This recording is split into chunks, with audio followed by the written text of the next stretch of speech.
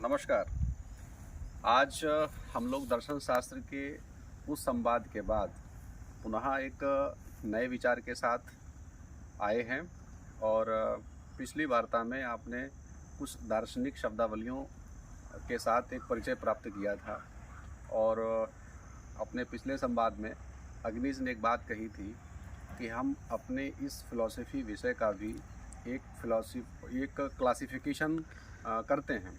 तो उस दौरान भारतीय दर्शन पर जब बात हुई थी तब ये विचार आया था कि भारतीय चिंतन का जो दार्शनिक स्वरूप है वो वेदों से हमको मिलना शुरू हुआ। तो आओ आज हम जानते हैं कि जो हमारा वैदिक युग है इसमें दर्शन से संबंधित क्या क्या हम सबको मिल सकता है, ये हमें अग्निज आज बताएंगे। तो अग्निज, आज वैदिक एज पर आप अपने कुछ विचारों को रखेंगे दर्शन को केंद्र में रखते हुए। सभी को एक बार पुनः नमस्कार।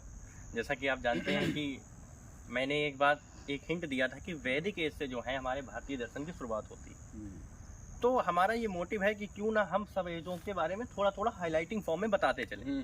तो इसीलिए वैदिक एज के हम बताने आए हैं। वैदिक एज के मुख्यतः दो भाग होते हैं सर। सबसे पहला एक तरफ हम वेद और दूसरा उपनिषद। जी। अब वेदों पे चर्चा करते हैं, फिर उसके बाद उपनिषद पे आएंगे। वेद जो है, वेद हमारे चार हैं जैसा कि हम सब जानते हैं। ऋग्वेद, यजुर्वेद, सामवेद और अथर्ववेद। इसमें हर वेद के अपने चार वो हैं, संहिता, ब्राह्मण, आरण्यक और उपनिषद। जैसा कि हम इस सब पे विदित हो गए, अब हमें ये जानना है कि वेद ऐसा माना जाता है कि वेद अपौरुषीय हैं।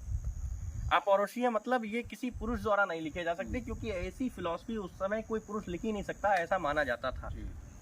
तो वेद हमारे अपौरुषीय हैं, ऐसा हम मानते हैं। लेकिन इस पे भी कई डिबेट हैं। जैसे सांख्य की हमने बात की थी, तो सांख्य दर्शन ईश्वर को नहीं मानता, इसीलिए वो ऐसा मानता है कि वेद पुरुष ने ही लिखे हैं। लेकिन मीमांसा दर्शन जो कि ईश्वर में विश्वास रखता है, वो कहता है नहीं, ईश्वर ने लिखे हैं।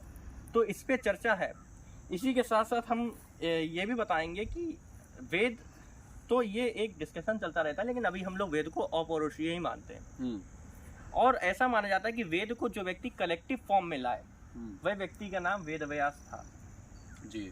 विवेकानंद ने कहा है कि वेद व्यास जो है वो एक व्यक्ति ना होकर के एक जाति या समूह रहा होगा जिन्होंने इतना बड़ा कार्य किया, क्योंकि ऐसा कार्य एक व्यक्ति द्वारा संभव ही नहीं हो सकता। लेकिन आजकल दर्शन की 200-300 साल पहले की भाषा में वेद व्यास को जाति या समूह ना कहकर एक पदवी कहते हैं, क्योंकि ऐसा माना जाता है कि व्यास मतलब कहते नहीं बहुत व्यास शैली में व्याख्यान कर रहे हो।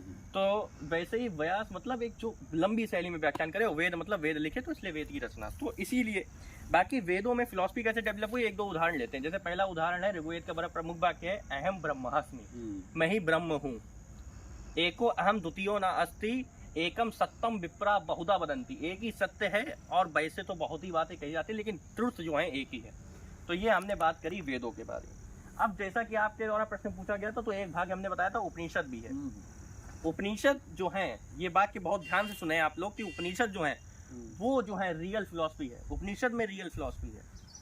उपनिषद में रियल फिलॉसफी है। इसका कारण है कि वेदों तक आत्मा का स्वरूप स्थिर नहीं रहा, उपनिषद सदाते आते आत्मा का स्वरूप स्थिर हो गया। वेदों तक ब्रह्म की केवल अवधारणा थी और बताया गया कि वास्तविक ब्रह्म का स्वरूप कैसा है, उपनिषद में ये बताया गया। तो ये बहुत सारी चीजें, इसलिए उपनिषद रियल फिलॉसफी बहुत बड़ी। वैसे हमारे उपनिषद जो है वो कई हैं, लेकिन 11 उपनिषद जो है, 11-12 उपनिषद हमारे बहुत महत्वपूर्ण माने जाते हैं। चलो उन उपनिषदों पर भी हम लोग प्रत्येक उपनिषद पर एक सेपरेट वीडियो बनाएंगे। हाँ, और जैसे कुछ वाक्य कहे गए हैं उपनिषद पर, जैसे वाक्य कहा गया है कि नेति नेति। नेति नेति का मतलब है ना इति ना इति। इसका मतलब है ना वैसा है ना वैसा है, मतलब परम तत्व जो है वो ना ऐसा है ना ऐसा है, परम तत्व बिल्कुल अलग है। ब्रह्म की अवधारणा जो है, ब्रह्म तक की अवधारणा भी आते आते स्प्लिट हो गई। हम लोगों के अंदर डिबेट थी कि ब्रह्म सगुण है या निर्गुण, तो इस पे भी डिबेट ये सॉल्व हो गई कि ब्रह्म जो है निर्गुण निराकार है, ब्रह्म को सब विदित होता है। बहुत अच्छा। देखिए, दर्शकों की सुविधा के लिए मुझे लगता है कि ये बात बताना बहुत आवश्यक है, शायद वो सब जानते भी हैं कि जब किसी व्यक्ति की दार्शनिक और साहित्यिक अभिरुचि होती है तो उस व्यक्ति की चेतना में अपने विषय के प्रति एक बहुत ही सहज प्रवाह होता है। प्रवाह के दौरान उसकी गति एक महागति के साथ संपर्क में आती है, तो फिर कुछ भी उस संबंध में कहना ठीक नहीं है, आप समझदार हैं, समझते हैं। तो यहाँ पर अभी ये आत्मा के स्वरूप और ब्रह्म जैसे विषय पर बात कर रहे थे। तो आत्मा एक इंडिपेंडेंट टॉपिक है दर्शन की दुनिया में, ब्रह्म ही उसी तरीके से अपना एक अलग सेपरेट टॉपिक है। तो परिचय की दृष्टि से अग्निज ने बहुत शानदार तरीके से बताया। तो आत्मा, ब्रह्म, माया, जीव, ये भारतीय दर्शन के केंद्र में रहने वाले विषय।